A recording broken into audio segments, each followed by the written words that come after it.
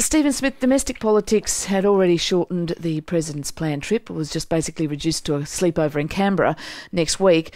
Has the President called the Prime Minister to explain why he's cancelled altogether? The President rang the Prime Minister late last night, early this morning, explained that for all of the obvious domestic political reasons and the need to be in the United States when Congress was considering his health bill, that he had to not just shorten but cancel, and he was deeply regretful about that, as he was in the case of Indonesia. But we understand these domestic considerations. We're naturally disappointed, but we're fully understanding, and the agreement in principle is that he'll come sometime in June, but we need to let more time to work through those precise details. There's probably a lot of MPs breathing a sigh of relief. It was everyone was going to have to come back to Canberra for one day and Friday, which is expensive. A longer trip in June? Is there talk of a longer trip again in June, not just a one-day sleepover? Well, we hope so, but let's just wait and see how the detailed discussions on that unfold. There's no sense that the US-Australia alliance isn't in very good shape, but Hillary Clinton and Robert Gates both cancelled their visit to Australia in January for the AUSMIN talks because of the Haiti earthquake. It's getting a bit long between high-level visits for your liking? Well, I'm not sure that's right. I mean, we've had very good contact with the Secretary of State and the Secretary of Defence through the AUSMIN meetings. Whenever there's a need, I'm on the phone speaking with the Secretary of State. AUSMIN was deferred because of the Haiti disaster, which was on an enormous human tragedy scale. So none of these events go to the strength of the alliance relationship or to the strength of the engagement either between the President and the Prime Minister or between John Faulkner and Secretary of Defence Gates, or indeed myself and Secretary Clinton. So they're regrettable, we're disappointed by them, but they don't stop the strength of the engagement or the strength of the alliance. AUSMIN will occur in Australia in the course of this year, and as we say, we're now looking at some detailed arrangements for President Obama to come in June. Stephen Smith, the Chinese-Australian businessman Stern Hu will go on trial in Shanghai on Monday. The Prime Minister said yesterday the world will be watching. It seems though China has taken that as a bit of a warning, and it's warned Australia back not to politicise this trial. Well, I'm not sure that's right. We've always treated this matter as essentially a consular case. Yes, a very high-profile and difficult consular case. We've been saying to the Chinese authorities from day one that we wanted them to deal with this matter expeditiously and also transparently. We've put a view to the Chinese authorities that our officials should be able to be in the courtroom for both charges, not just one.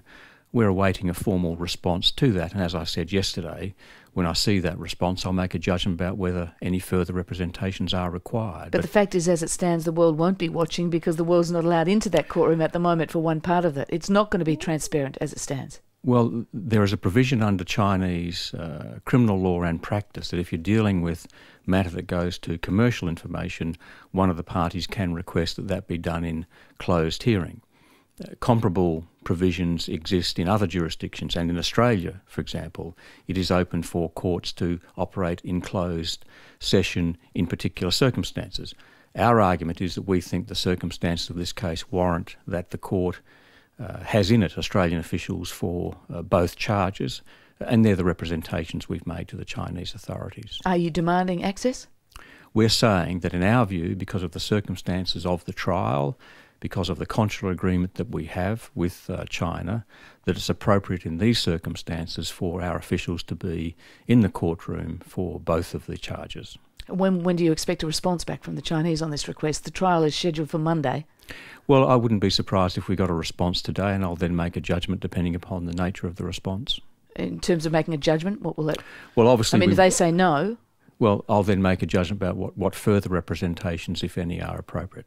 I've made it clear publicly and privately that I was disappointed with that decision and asked for it to be reconsidered. Having said that, we of course understand that this is a matter where an Australian citizen is subject to the criminal law and procedure of a different country.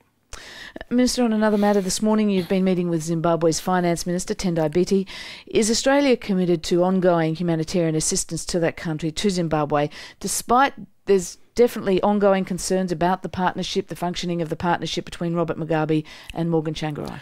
Well, not just humanitarian assistance in the sense of, for example, emergency food aid, which often comes up with Zimbabwe and also in Africa generally when there are bad climatic conditions.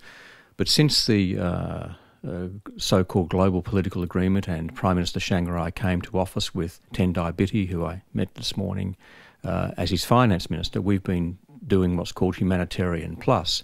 Our attitude is that at some point Zimbabwe will return to a full democracy.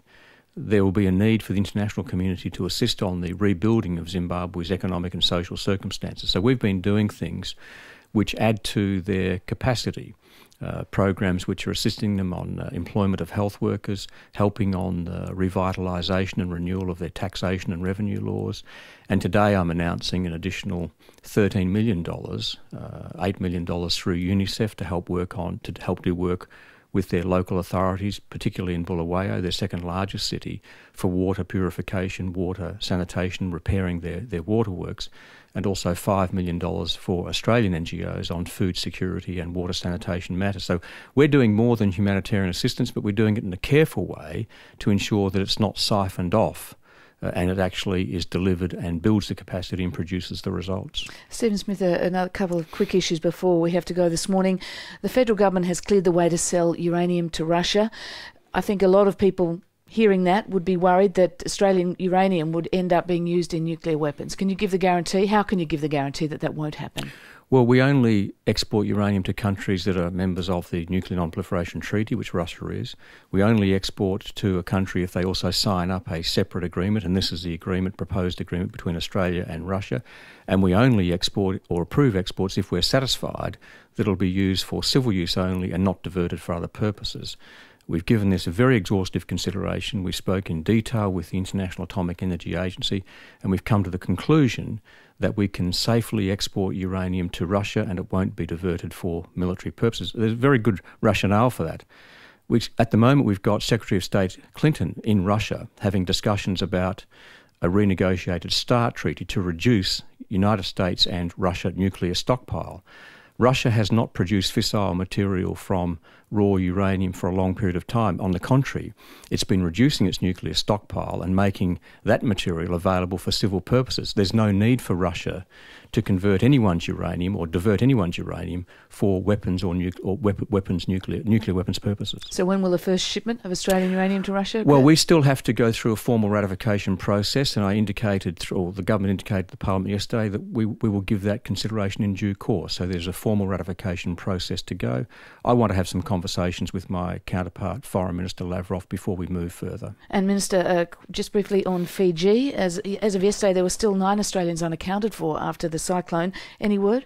They're all now accounted for. There was no point in the cycle where we'd received any information that any Australian might have been in difficulty, but overnight we have now contacted all of the Australians whom we had information were in the vicinity of the cyclone. So that's a good result, and we're also very pleased that yesterday our C-130 delivered our initial assistance to Fiji and also took part in some aerial surveillance to help on the assessment of the damage. And just a question on the domestic front. 2 Labor states go to the polls tomorrow. 2 Labor states look set for defeat tomorrow. This, if it occurred, would give Tony Abbott a huge boost in political momentum, wouldn't it, to suddenly have 2 new Liberal premiers on board? The momentum is all going the wrong way for Labor at the moment, isn't it?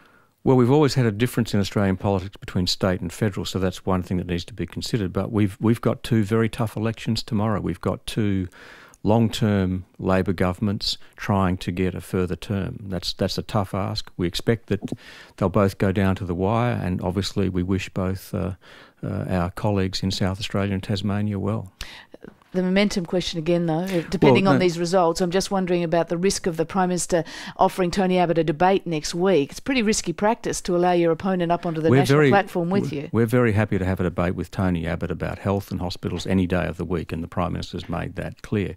And when people talk about political shifts or momentum, I have a very strong memory that when John Howard was in office for a long period of time, Labor states occupied the terrain almost universally.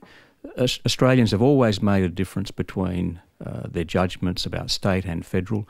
We hope that both our colleagues in South Australia and Tasmania can be returned, but it's always tough when you're trying to go from term 3 to term 4.